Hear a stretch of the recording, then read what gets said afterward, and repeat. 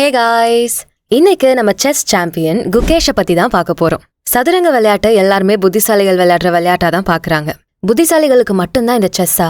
இதுக்கான பதில் ஆமாந்தான். ஏன்னா செஸ்ஸுங்கிறது ரொம்ப நுணுக்கமான விளையாட்டு. அடுத்து என்ன நடக்கும், எப்படி எதை மாத்தி எந்த சூழலை உருவாக்கலாங்கிற அந்த நுணுக்கம் தெரிஞ்சவங்களால மட்டும்தான் செஸ்ஸை விளையாட முடியும். செஸ்ஸை நுணுக்கமா விளையாடணும்னா அதுக்கு பொறுமை ரொம்ப அவசியம். இப்படிப்பட்ட தன்மைகள் இருந்தாதான் கிராண்ட் மாஸ்டர் ஆக முடியும். எல்லா குவாலிட்டிஸோடையும் பெஸ்டா செயல்பட்ட கிராண்ட் மாஸ்டர் தான் குகேஷ் டி. இந்த கிராண்ட் மாஸ்டர் எப்படி இவ்ளோ பெரிய வெற்றி அடைஞ்சாரு? இந்த பதிவை ஸ்கிப் பண்ணாம கேளுங்க, நிறைய பாடங்களை கத்துப்பீங்க. நம்ம ஆடியன்ஸ்க்கு யூஸ்ஃபுல்லா இருக்கக்கூடிய ப்ரமோஷன் பண்ணணும்னா டிஸ்கிரிப்ஷன்ல இருக்க இன்ஸ்டாகிராம் லிங்க் இல்ல இமெயில் ஐடியை கிளிக் பண்ணி எங்களை காண்டாக்ட் பண்ணுங்க. ஆல்ரைட், குகேஷ் டி சென்னையை சேர்ந்தவர். இப்ப 2024ல இருக்க ஒரு டீனேஜர் தான் இவரு. எல்லா டீனேஜர்ஸும் என்ஜாய் பண்ணிட்டு இருக்காங்க வேற வழியில. ஆனா குகேஷ் மட்டும் செஸ்ல தன்னோட என்ஜாய்மெண்ட்டை காட்டிக்கிட்டு இருக்காரு. குகேஷோட அப்பா டாக்டர் ரஜினிகாந்த், அம்மா டாக்டர் பத்மா.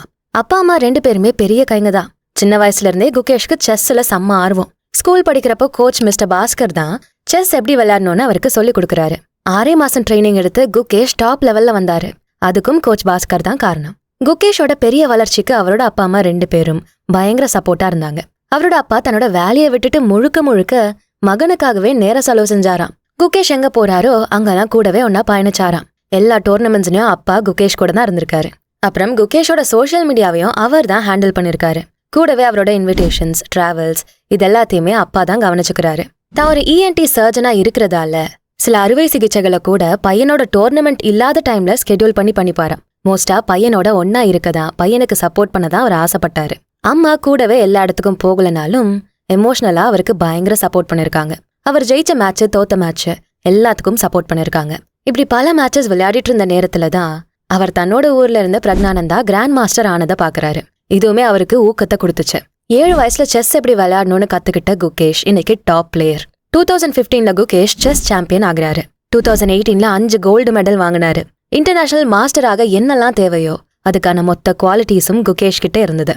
12 வயசுல வரலாற்றையே வியக்க வைக்கிற மாதிரி 2வது யங்கஸ்ட் கிராண்ட் மாஸ்டர் ஆனாரு. 2023ல செஸ் வேர்ல்டு கப்ல பங்கேற்றாரு.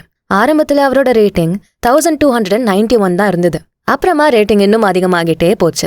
தொடர்ந்து அவர் செஞ்ச முயற்சியோட பலனா அவரோட ரேட்டிங் 2750 அதிகமாச்சு. 2024ல செஸ் டோர்னமெண்ட்ல கலந்துகிட்டாரு. அங்கதான் ரமேஷ் பாபு, பிரக்னானந்தா, விதித் குஜராத்தி இவங்க 2 பேரையும் ஜெயிச்சாரு. 2024 வேர்ல்ட் செஸ் சாம்பியன்ஷிப்புக்கு குவாலிஃபை ஆனாரு. மறுபடியும் வரலாற உருவாக்கினாரு. செஸ் கேண்டிடேட் டோர்னமெண்டோட யங் கிராண்ட் மாஸ்டர் கூடவே வேர்ல்ட் செஸ் சாம்பியன்ஷிப்புக்கு குவாலிஃபை ஆன யங்கஸ்ட் பிளேயர்.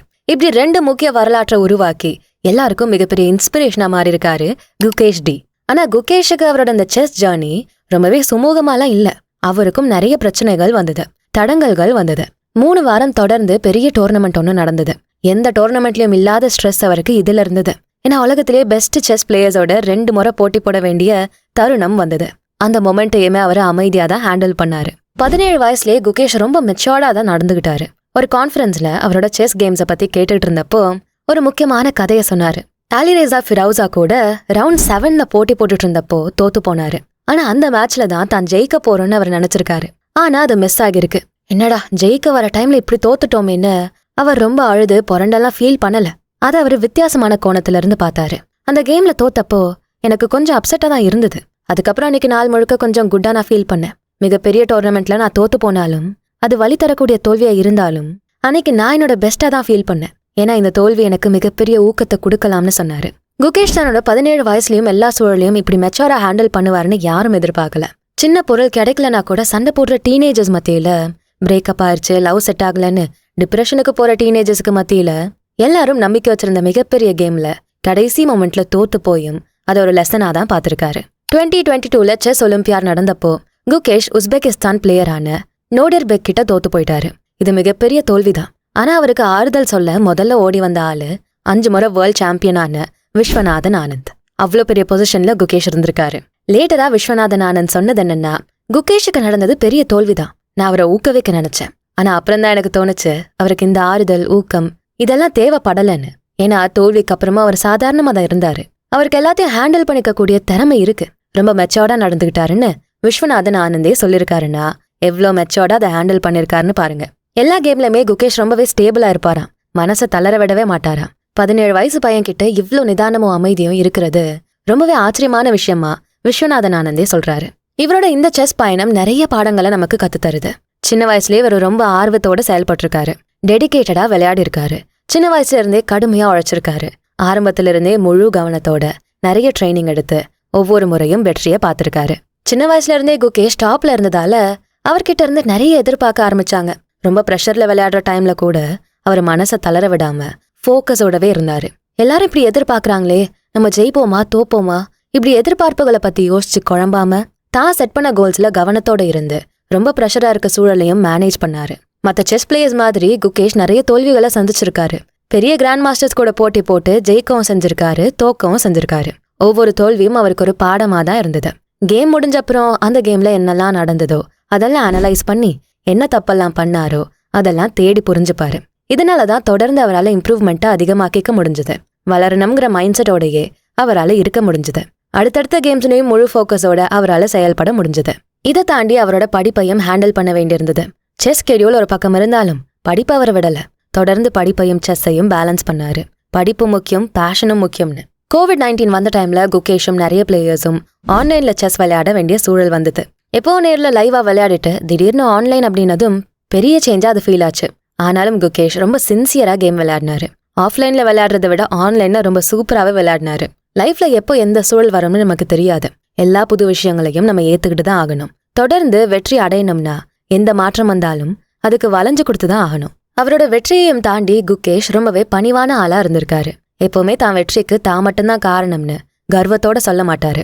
என்னோட கோச், என் குடும்பம், இவங்கெல்லாம் தான் என் வெற்றிக்கு ஆதரவு தந்தாங்கன்னு குகேஷ் எல்லாரையுமே பெருமையா கௌரவிச்சிருக்காரு. குகேஷ் தன்னோட வாழ்க்கையில மிகப்பெரிய கோல்ஸை செட் பண்ணி வச்சிருக்காரு.